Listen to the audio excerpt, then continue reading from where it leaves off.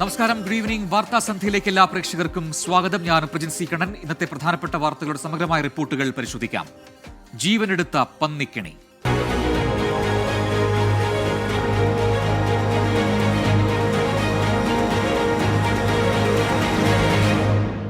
നിലമ്പൂർ വഴിക്കടവിൽ പന്നിക്കിണിയിൽ നിന്ന് ഷോക്കേറ്റ് മരിച്ച 15-കാരൻ അനന്തുവിന് കണ്ണീരോടെ വിട നൽകി നാട്. നൂറുകണക്കിന് ആളുകളാണ് അനന്തുവിനെ അവസാനമായി കാണാനെത്തിയത്. വീടിന് സമീപത്തെ കുട്ടിക്കുന്ന് ശ്മശാനത്തിലായിരുന്നു സംസ്കാരം.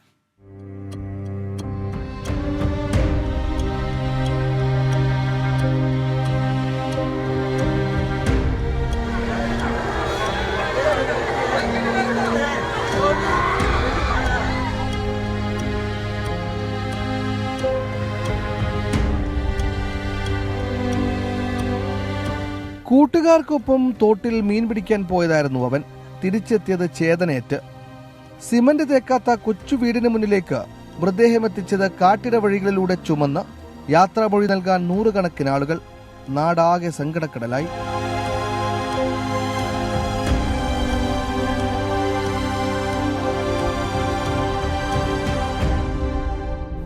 വീടിന് സമീപത്തെ കുട്ടിക്കുന്ന് ശ്മശാനത്തിൽ സംസ്കാരം.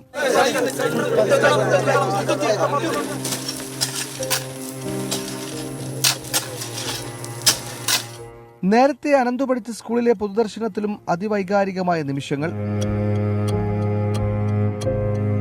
ഒരു ദിവസം അവൻ ക്ലാസ്സിൽ വരാതിരുന്നാൽ അവനെ വല്ലാതെ മിസ് ചെയ്യുമായിരുന്നു. ക്ലാസ്സിലെ മിടുക്കൻ.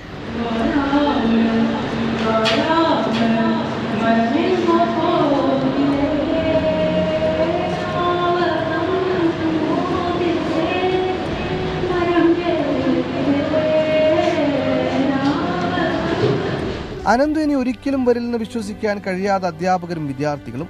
പഠിക്കുന്ന കുട്ടിയായിരുന്നു, പാട്ടും പാടും, നല്ലൊരു കുട്ടിയായിരുന്നു. എല്ലാവരോടും നല്ല കമ്പനി, നല്ല പാവായിട്ട് നല്ലൊരാളായിരുന്നു. ഇനി ക്ലാസ്സിൽ ഇല്ലാന്ന് പറയുമ്പോൾ ഇനിയിപ്പോൾ എന്നേക്കും ഇല്ലാന്ന് പറയുമ്പോൾ ഒരു ഇതുണ്ടാവും. ക്ലാസ്സിൽ കയറി ചെല്ലുമ്പോൾ തന്നെ ഒരു ഇത് സാന്നിധ്യം ഉണ്ടാവില്ല എന്ന് അറിയുമ്പോൾ ഒരു സങ്കടമൊക്കെ ഉണ്ട്. നിലമ്പൂരിലെ സ്ഥാനാർത്ഥികളായ M Swaraj, Aryan Shoukath, Mohan George, PV Anvar തുടങ്ങിയവരും വിവിധ രാഷ്ട്രീയ പാർട്ടികളുടെ നേതാക്കളും അനന്തുവിന്റെ വീട്ടിൽ ആശ്വാസവാക്കുകളുമായി എത്തിയിരുന്നു. 24 മലപ്പുറം. അനന്തു ഷോക്കേറ്റ് മരിച്ച സംഭവത്തിൽ അന്വേഷണം ക്രൈംബ്രാഞ്ച് ഏറ്റെടുക്കും. ക്രൈംബ്രാഞ്ച് DYSP C അലവിക്കാണ് അന്വേഷണ ചുമതല. കാട്ടുപന്നിയെ പിടിക്കാൻ വൈദ്യുതി കെണിവച്ചത് താനെന്ന് പ്രതി വിനീഷ് പോലീസിനോട് സമ്മതിച്ചു. മൃഗത്തെ വേട്ടയാടിയതുകൊണ്ട് വനം വകുപ്പും പ്രത്യേകം കേസെടുക്കും. അനന്തുവിന്റെ മരണത്തിന് കാരണമായ പന്നിക്കണി വെച്ച വിനീഷിനെതിരെ മനഃപൂർവ്വമുള്ള നരഹത്യയ്ക്കുള്ള വകുപ്പാണ് ചുമത്തിയിരിക്കുന്നത്. പോലീസിന്റെ ചോദ്യം ചെയ്യലിൽ പ്രതി എല്ലാം സമ്മതിച്ചു. പന്നിക്കണി വെച്ച ശേഷം വീടിന് സമീപം ഒളിച്ചിരിക്കുകയായിരുന്നു. പിന്നീട് ആംബുലൻസിന്റെയും ആളുകളുടെയും ബഹളം കേട്ടപ്പോൾ എന്തോ സംഭവിച്ചുവെന്ന് മനസ്സിലാക്കി ഫോൺ ഓഫാക്കി. എന്നാൽ പോലീസ് പിന്തുടർന്ന് പിടികൂടി. ഒരു പ്രതി മാത്രമാണ് കേസിൽ ഉള്ളതെന്നും വൈദ്യുതി ലൈനിൽ നിന്ന് കമ്പി വലിച്ച് കെണിവെച്ചത് വിനീഷ് എന്നും പോലീസ്. മുന്നത്തെ ഉള്ളതായിട്ടൊന്നും പറഞ്ഞിട്ടില്ല. മറ്റു കേസുകളൊന്നും ഇതുപോലെ ഉണ്ടായിട്ടില്ല. കുറ്റസമ്മതം നടത്തിയിട്ടുണ്ട്. സംഭവത്തിൽ വനം വകുപ്പും കേസെടുക്കും. മൃഗത്തെ വേട്ടയാടി എന്ന വകുപ്പ് ചേർത്താണ് കേസെടുക്കുക. വൈദ്യുതാഘാതമേറ്റാണ് അനന്തുവിന്റെ മരണമെന്ന് പോസ്റ്റ്മോർട്ടം റിപ്പോർട്ട്. ശരീരത്തിൽ പൊള്ളലേറ്റ മുറിവുകളുണ്ടെന്നും പോസ്റ്റ്മോർട്ടം റിപ്പോർട്ടിൽ പറയുന്നു. ടീം 24 നിലമ്പൂർ. അനന്തു ഷോക്കേറ്റ് മരിച്ച സംഭവത്തിൽ ചേരി തിരിഞ്ഞ് ഭരണ പ്രതിപക്ഷ പാർട്ടികൾ. ഉപതെരഞ്ഞെടുപ്പ് സമയത്തെ ദാരുണ സംഭവത്തിൽ രാഷ്ട്രീയ ഗൂഢാലോചന അന്വേഷിക്കണമെന്ന് CPIM-ഉം വനമന്ത്രിയും ആവശ്യപ്പെട്ടു. പ്രസ്താവന പിൻവലിച്ച് മന്ത്രി രാജിവെക്കണമെന്ന് പ്രതിപക്ഷം ആവശ്യപ്പെട്ടു. സർക്കാർ സ്പോൺസേഡ് മർഡർ എന്ന ആരോപണം പ്രതിപക്ഷം തിരുത്തിയാൽ തിരുത്തുന്നത് താനും ആലോചിക്കാമെന്നാണ് വനമന്ത്രിയുടെ മറുപടി. പന്നിക്കണിയിൽ നിന്ന് ഷോക്കേറ്റ് 15 വയസ്സുകാരൻ മരിച്ച സംഭവത്തിന് പിന്നാലെ UDF പ്രവർത്തകർ നിലമ്പൂരിൽ റോഡ് ഉപരോധിച്ചിരുന്നു. വിഷയം ഉപതെരഞ്ഞെടുപ്പിൽ പ്രതിപക്ഷം ഉപയോഗിക്കുന്നുവെന്ന് തിരിച്ചറിഞ്ഞ വനം മന്ത്രിയും CPIM സംസ്ഥാന സെക്രട്ടറിയും രാഷ്ട്രീയ ഗൂഢാലോചന ആരോപണവുമായി രംഗത്തെത്തി. തെരഞ്ഞെടുപ്പ് കാലഘട്ടമായതുകൊണ്ട് തന്നെ ഒരു രാഷ്ട്രീയ മുതലെടുപ്പിനുള്ള ഒരു ഗൂഢാലോചന ഈ കാര്യത്തിൽ നടന്നിട്ടുണ്ടോ എന്ന സംശയം ജനങ്ങളിലാകെ ഉയർന്നു വന്നിട്ടുണ്ട്. പ്രതിയുടെ ഫോൺ കോൾ ഉൾപ്പെടെ പരിശോധിച്ചാൽ ഇതിന്റെ പിന്നിൽ രാഷ്ട്രീയ ഗൂഢാലോചന ഉൾപ്പെടെ എന്താണ് എന്നുള്ളത് വ്യക്തത വരും. സ്വന്തം വീഴ്ച മറയ്ക്കാനാണ് രാഷ്ട്രീയ ഗൂഢാലോചന എന്ന വാദമെന്നും വനം മന്ത്രി രാജിവെക്കണമെന്നും പ്രതിപക്ഷം. ഒരു നിമിഷം പോലും ആ കസേരയിൽ ഇരിക്കാൻ യോഗ്യനല്ല, ഇറങ്ങി പുറത്തു പോകണം. അതിനെ ഞങ്ങൾ പുച്ഛിച്ചു തള്ളുന്നു. നിലമ്പൂരിൽ വനം മന്ത്രി AK ശശീന്ദ്രനെതിരെ യൂത്ത് കോൺഗ്രസ് പ്രതിഷേധിച്ചു. വഴിക്കടവിൽ മുഖ്യമന്ത്രിക്കെതിരെ BJP പ്രവർത്തകരുടെ പ്രതിഷേധം. വിദ്യാർത്ഥിയുടെ മരണത്തിൽ UDF ഭരിക്കുന്ന പഞ്ചായത്തിന് വീഴ്ച സംഭവിച്ചെന്നാണ് CPIM ആരോപണം. നാളെ പഞ്ചായത്ത് ഓഫീസിലേക്ക് LDF മാർച്ച് നടത്തും. വനമേഖലയായ നിലമ്പൂർ നിയമസഭാ മണ്ഡലത്തിൽ വന്യജീവി ശല്യം നേരത്തെ മുതൽ ചർച്ചയാണ്. പുതിയ സംഭവങ്ങളോടെ ചർച്ചകൾ കൂടുതൽ സജീവമായി. 24 നിലമ്പൂർ. മറ്റു വാർത്തകളിലേക്ക്. രാജ്ഭവനെ RSS വൽക്കരിക്കുന്നതിനെതിരെ പ്രതിഷേധമറിയിക്കാൻ മുഖ്യമന്ത്രിക്ക് ധൈര്യമുണ്ടോ എന്ന് പ്രതിപക്ഷ നേതാവ് VD സതീശൻ. സംസ്ഥാനത്ത് CPIM BJP ബാന്ധവമെന്നും പ്രതിപക്ഷ നേതാവ് കുറ്റപ്പെടുത്തി. അതേസമയം കാവിക്കൊടിയേന്തിയ ഭാരതാംബ വിഷയത്തിൽ തങ്ങളുടെ നിലപാടിനെ CPIM തള്ളിപ്പറയുമെന്ന് കരുതുന്നില്ലെന്ന് CPI സംസ്ഥാന സെക്രട്ടറി ബിനോ വിശ്വം പറഞ്ഞു. CPIM ഭാരത് മാതാ കി ജയ് വിളിക്കാൻ പോകുന്നില്ലെന്നാണ് മന്ത്രി V ശിവൻകുട്ടിയുടെ പ്രതികരണം. CPIയെ തള്ളി CPM രംഗത്ത് വരില്ല. അതേപ്പറ്റി ഈ ഘട്ടത്തിൽ CPMനോട് ഒരു ചർച്ചയ്ക്ക് ഇപ്പോൾ CPI ഇല്ല, ഉറപ്പായിട്ടും ഇല്ല. അതേപ്പറ്റിയുള്ള ചർച്ചകളുടെ സമയം ഇതാണെന്ന് CPI കാണുന്നുമില്ല. അതുകൊണ്ട് ഗോവിന്ദൻ മാഷ് തന്നെ പറഞ്ഞു കാണുമെന്ന് വിശ്വസിക്കാനേ ആകുന്നില്ല ഞങ്ങൾക്ക്. അത് ഓരോ രാഷ്ട്രീയ പാർട്ടിയാണല്ലോ തീരുമാനിക്കേണ്ടത്, അവർ വിളിക്കേണ്ട മുദ്രാവാക്യത്തെ സംബന്ധിച്ചിടത്തോളം. CPMന് പറയാൻ വേണ്ടി പറ്റില്ലല്ലോ CPIയോട് ഇന്ന മുദ്രാവാക്യം വിളിക്കണമെന്ന് സംബന്ധിച്ചിടത്തോളം. എന്തായാലും CPM വിളിക്കുന്നില്ല. അപ്പോൾ കേന്ദ്ര ഗവൺമെൻറ്റിനെയും BJPയെയും ഭയപ്പെട്ടുകൊണ്ടാണ് ഇവർ നിൽക്കുന്നത്. പേടിച്ച് പഞ്ചപുച്ഛമടക്കി ഓച്ചാനിച്ച് നിൽക്കുകയാണ് കേന്ദ്ര ഭരണകൂടത്തിൻ്റെ നേരെ. അപ്പോൾ കേരളത്തിലെ രാജ്ഭവനെ ഒരു കാരണവശാലും രാഷ്ട്രീയ പ്രചരണത്തിനും മതപ്രചരണത്തിനും ആയി ഉപയോഗിക്കാൻ ഞങ്ങൾ സമ്മതിക്കില്ല. അതിനെതിരായിട്ടുള്ള അതിശക്തിയായ പ്രതിഷേധം കേരളത്തിലെ പ്രതിപക്ഷത്തിൻ്റെ ഭാഗത്തുനിന്നുണ്ടാകും. ഗവൺമെൻറ്റിൻ്റെ നിലപാട് എന്താണെന്ന് മുഖ്യമന്ത്രി ഇനിയെങ്കിലും പറയണ്ടേ? പക്ഷെ മുഖ്യമന്ത്രി പറയുന്നില്ല. ഇടുക്കി ചെല്ലാർകോവിൽ മെട്ടിൽ ഏലത്തോട്ടത്തിലെ കുഴിയിൽ വീണ കടുവയെ വനംവകുപ്പ് മയക്കുവെടിവെച്ച് പിടികൂടി. കടുവയ്ക്കൊപ്പം കുഴിക്കുള്ളിലുണ്ടായിരുന്ന നായയെയും വനംവകുപ്പ് രക്ഷപ്പെടുത്തി. കടുവയെ പെരിയാർ കടുവാ സങ്കേതത്തിൽ തുറന്നുവിടും.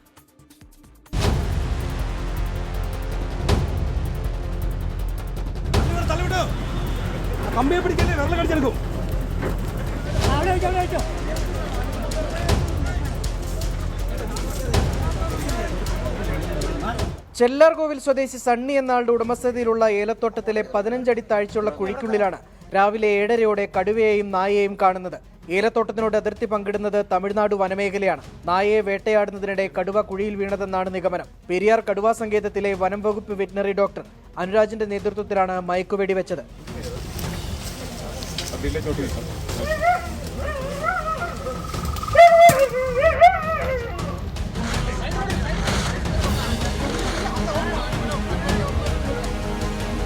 ഇന്ന് രാവിലെയാണ് ഇങ്ങനെ ഒരു കടുവ ഇവിടെ അടുത്തുള്ള ഒരു പൊട്ടക്കിണറ്റിൽ വീണിട്ടുണ്ടെന്നുള്ള വിവരം ലഭിക്കുന്നത്. ആ വിവരത്തിന്റെ അടിസ്ഥാനത്തിൽ അപ്പോൾ തന്നെ സ്റ്റാഫ് ഇവിടെ എത്തി, RRT ബന്ധപ്പെട്ട ജീവനക്കാരെത്തി, ഡോക്ടർ എത്തി. അതിനെ വളരെ ഭംഗിയായിട്ട് തന്നെ ട്രാങ്കുലൈസ് ചെയ്തു. ഇനി തേക്കടിയിലേക്ക് കൊണ്ടുപോവുകയാണ്. തേക്കടിയിൽ കൊണ്ടുപോയി ടൈഗറിന് വേണ്ടുന്ന പരിശോധനകൾ നടത്തിയതിനു ശേഷം അതിനെ കാട്ടിലേക്ക് റിലീസ് ചെയ്യാനാണ് തീരുമാനമുള്ളത്. കുഴിക്കുള്ളിലുണ്ടായിരുന്ന തെരുവ് നായയെയും മയക്കുവെടി വെച്ച് കരയ്ക്കു കയറ്റി.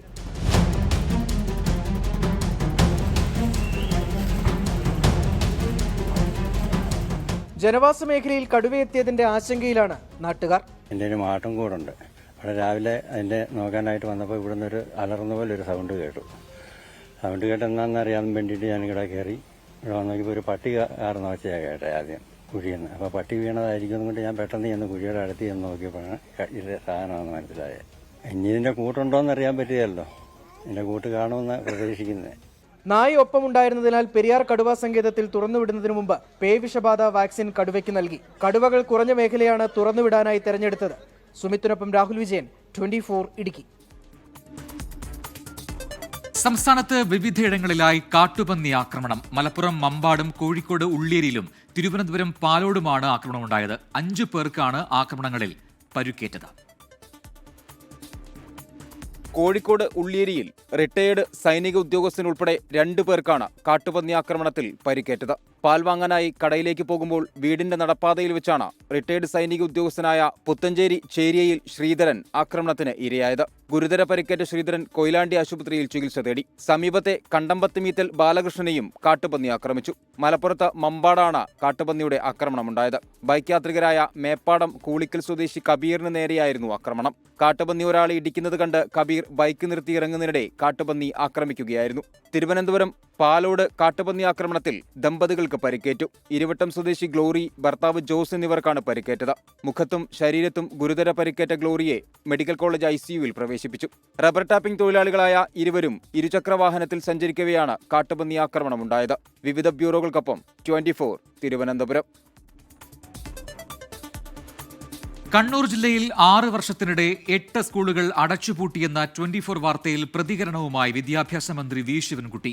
സർക്കാർ അറിയാതെ ഒരു സ്കൂളും പൂട്ടില്ലെന്നും കണ്ണൂരിലെ വിദ്യാലയങ്ങൾ അടച്ചുപൂട്ടിയതിന്റെ കാരണം പരിശോധിക്കുമെന്നും മന്ത്രി പറഞ്ഞു. 24 ഇംപാക്ട്. കണ്ണൂർ ജില്ലയിലെ 8 എയ്ഡഡ് സ്കൂളുകൾ പൂട്ടിയെന്ന വാർത്ത 24 ഇന്നലെയാണ് പുറത്തുവിട്ടത്. അതിൽ 3 മുഖ്യമന്ത്രിയുടെ മണ്ഡലത്തിലാണ്. വിദ്യാർത്ഥികളില്ലാത്തതാണ് 8 സ്കൂളുകളും പൂട്ടാൻ കാരണം. വിദ്യാലയങ്ങൾക്ക് താഴെ വീണതിന് കാരണം മാനേജ്മെന്റിന്റെ അലംഭാവമാണെന്ന ആക്ഷേപവും ഉയർന്നിരുന്നു. ഇതിൽ കൃത്യമായ പരിശോധന നടത്തുമെന്ന് വിദ്യാഭ്യാസ മന്ത്രി വി ശിവൻകുട്ടി അറിയിച്ചു. സർക്കാർ അറിയാതെയാണ് സ്കൂളുകൾ പൂട്ടിയതെങ്കിൽ നടപടി ഉണ്ടാകും. എയ്ഡഡ് മാനേജ്മെന്റ് സ്കൂളായിരുന്നാലും ഗവൺമെന്റ് സ്കൂളായിരുന്നാലും സ്കൂൾ പൂട്ടുന്നത് ഗവൺമെന്റ് നയമല്ല. കണ്ണൂർ ജില്ലയിലെ ചില സ്കൂളുകളുടെ കാര്യമാണ് ഇത് പറയുന്നത്. അതിനെ സംബന്ധിച്ചൊരു അടിയുന്ന റിപ്പോർട്ട് ഞാൻ ആവശ്യപ്പെട്ടിട്ടുണ്ട്. റിപ്പോർട്ട് കിട്ടിയാൽ അതിനെ സംബന്ധിച്ചിടത്തോളം തീരുമാനം എടുക്കും. ഗവൺമെന്റ് അറിയാതെ പൂട്ടിയിട്ടുണ്ടെങ്കിൽ പൂട്ടിയ സ്ഥാപനങ്ങൾക്ക് അതിനുള്ള പൂട്ടിയതിനുള്ള അംഗീകാരം കൊടുക്കുന്ന പ്രശ്നമേ ഇല്ല. 8 വിദ്യാലയങ്ങൾ എന്നത് കണ്ണൂർ ജില്ലയിലെ മാത്രം കണക്കാണ്. എയ്ഡഡ് സ്കൂളുകൾക്ക് പൂട്ടുവീഴുന്നതിൽ സംസ്ഥാനതല പരിശോധന ആവശ്യമാണ്. 24 കണ്ണൂർ. ഇപ്പോൾ ലഭിക്കുന്ന ഒരു വാർത്തയിലേക്ക്. എറണാകുളം തൈക്കുടത്ത് ഗുണ്ടകൾ തമ്മിൽ ഏറ്റുമുട്ടി. തമ്മനം ഫൈസലും ചോക്ലേറ്റ് ബിനുവും തമ്മിലായിരുന്നു സംഘർഷം. വിഷ്ണു സുരേഷ് കൊച്ചിയിൽ നിന്ന് ചേരുന്നു കൂടുതൽ വിവരങ്ങളുമായി. വിഷ്ണു, ആരാണ് ഈ തമ്മനം ഫൈസലും ചോക്ലേറ്റ് ബിനുവും? എന്താണ് ഇവർ തമ്മിലുള്ള പ്രശ്നം? പ്രജിൻ എറണാകുളത്തെ പ്രധാനപ്പെട്ട ഗുണ്ടകൾ ഒരാളാണ് തമ്മനം ഫൈസൽ. ചോക്ലേറ്റ് ബിനു എറണാകുളത്തെ MDMA ബന്ധപ്പെട്ടൊക്കെ നേരത്തെ ശ്രീനാഥ് ബാസിയെ ചോദ്യം ചെയ്യാൻ വിളിച്ച കേസിലൊക്കെ അതിന്റെയൊക്കെ ഭാഗമായി അറസ്റ്റ് അടക്കം രേഖപ്പെടുത്തിയിട്ടുള്ള ആളാണ്. ഇവർ തമ്മിലാണ് ഏറ്റുമുട്ടിയത്. ഉച്ചയ്ക്ക് 1 മണിയോടുകൂടിയായിരുന്നു സംഭവം. ഇരുവരും ഒരു സുഹൃത്തിന്റെ കുട്ടിയുടെ മാമോദീസ ചടങ്ങിന് വേണ്ടി തൈക്കൂടം പള്ളിയിലേക്ക് എത്തിയതാണ്. ഇവിടെ വെച്ച് വാക്കുതർക്കം ഉണ്ടാകുകയും പിന്നീട് അതൊരു വലിയ സംഘർഷത്തിൽ കലാശിച്ചു എന്നുള്ളതാണ് ലഭിക്കുന്ന വിവരം. ഇരുവർക്കും പരാതിയില്ലാത്ത പശ്ചാത്തലത്തിൽ ഇതുവരെ പോലീസ് കേസെടുത്തിട്ടില്ല. പക്ഷേ പോലീസ് ഇപ്പോൾ സംഭവ സ്ഥലത്തെ CCTVകൾ കേന്ദ്രീകരിച്ച് അന്വേഷണവും പരിശോധനയൊക്കെ നടത്തുന്നുണ്ട്. ഈ സംഘർഷത്തിന്റെ പശ്ചാത്തലത്തിൽ ഒരുപക്ഷെ ദൃശ്യങ്ങളുടെ അടിസ്ഥാനത്തിൽ കേസെടുക്കാനുള്ള സാധ്യത നിലവിലുണ്ട്. 2 പേർക്കും പരാതിയില്ല എന്നാണ് മനസ്സിലാകുന്നത്. ഈ തമ്മനം ഫൈസൽ നേരത്തെ ക്രിമിനൽ കേസുകളിലൊക്കെ പ്രതി ആയിട്ടുള്ള ആളാണ്. ചോക്ലേറ്റ് ബിനു കൊച്ചിയിലെ MDMA കേസുമായി ബന്ധപ്പെട്ടൊക്കെ അയാളുടെ പേരിലും കേസുകളുണ്ട്. ഇരുവരും തമ്മിലാണ് സംഘർഷം ഉണ്ടായത്. ചെറിയൊരു വാക്കുതർക്കത്തിൽ തുടങ്ങി പിന്നീട് സംഘർഷത്തിൽ കലാശിച്ചു എന്നാണ് ലഭിക്കുന്ന വിവരം.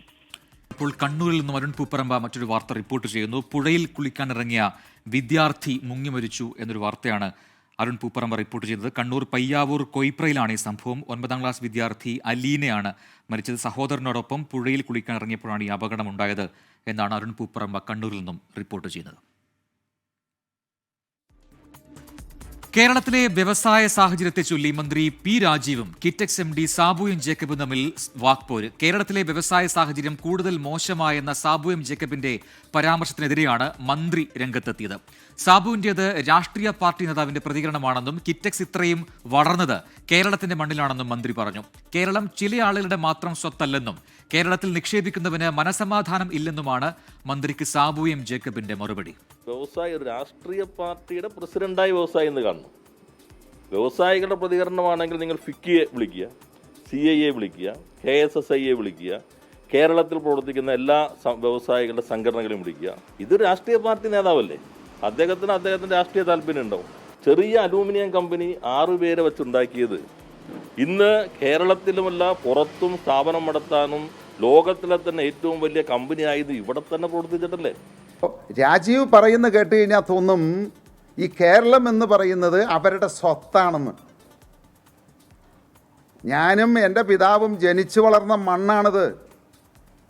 അധ്വാനിച്ചുണ്ടാക്കിയ പണമാണത്. ആരുടെയും ഔദാര്യം കൊണ്ടുണ്ടാക്കിയതല്ല.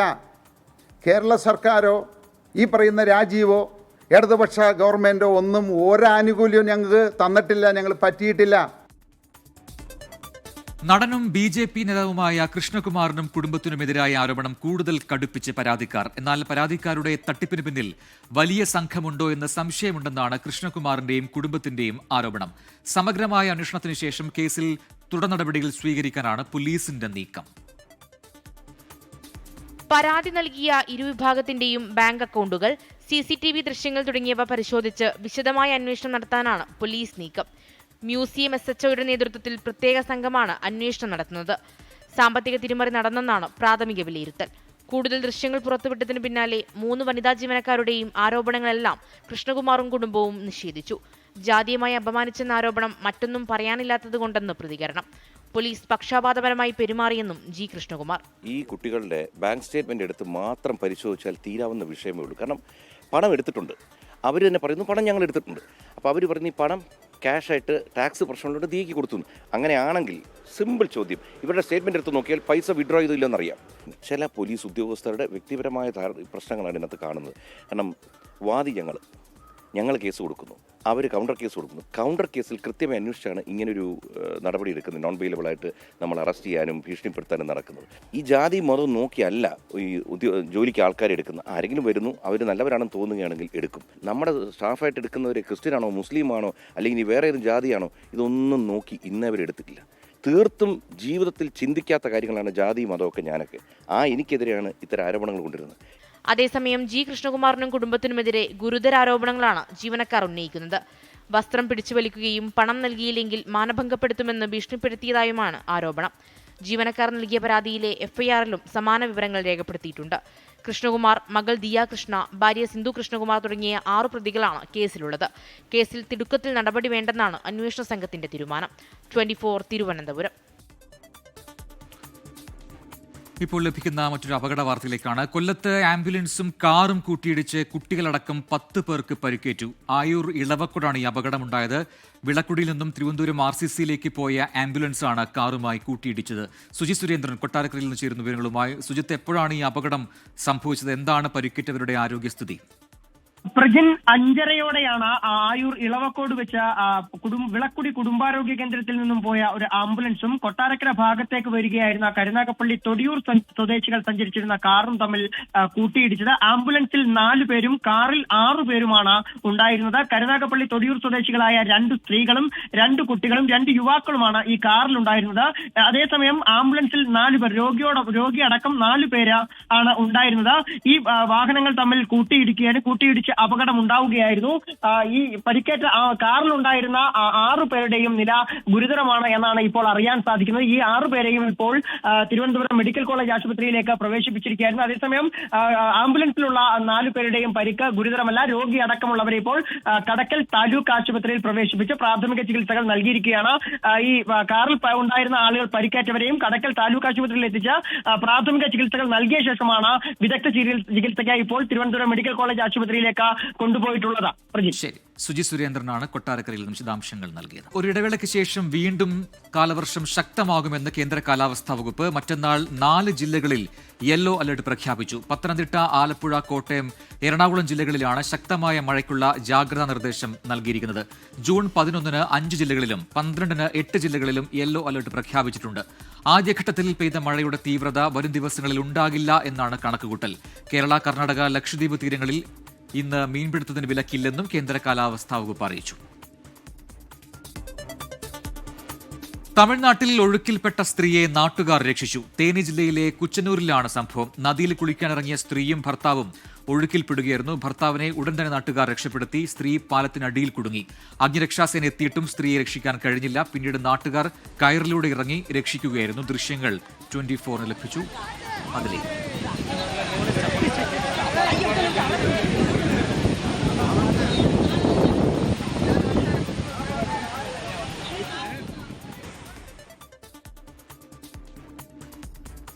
രാജ്യത്ത് കോവിഡ് വ്യാപനം രൂക്ഷം. കോവിഡ് കേസുകൾ 6000 കടന്നു. 6133 ആക്റ്റീവ് കേസുകളാണ് രാജ്യത്ത് റിപ്പോർട്ട് ചെയ്തത്. 24 മണിക്കൂറിൽ 6 കോവിഡ് മരണവും റിപ്പോർട്ട് ചെയ്തു. ഇതിൽ 3 മരണം കേരളത്തിലാണ്. കർണാടകയിൽ 2 മരണവും തമിഴ്നാട്ടിൽ 1 മരണവും റിപ്പോർട്ട് ചെയ്തു. കേരളത്തിൽ ആക്റ്റീവ് കേസുകളുടെ എണ്ണം 1950 ഒറ്റ ദിവസം കൊണ്ട് ഏറ്റവും കൂടുതൽ കോവിഡ് കേസുകൾ റിപ്പോർട്ട് ചെയ്തത് കേരളത്തിലും ഗുജറാത്തിലുമാണ്. ഇനി കാലാവസ്ഥാ റിപ്പോർട്ട്. ഇപ്പോഴത്തെ കാലാവസ്ഥ സമർപ്പിക്കുന്നത് Berger paints 100 years of trust.